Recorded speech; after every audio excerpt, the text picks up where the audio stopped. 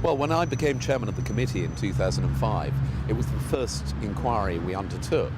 And clearly, even then, it was clear this would be an immense project which would affect virtually every household in the country. And there was a potential that quite a lot could go wrong.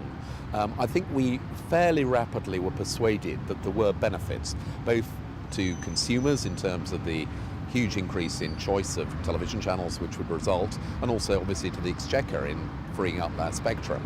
But at the same time, there were a lot of concerns about the procedure, about whether or not there might be some parts of the country served by obscure transmitters who would suddenly find that the screens were blacked out, and also the sheer logistics of making sure that everybody knew what was going to happen, was ready for it, and weren't suddenly taken by surprise when the transmitter switched off.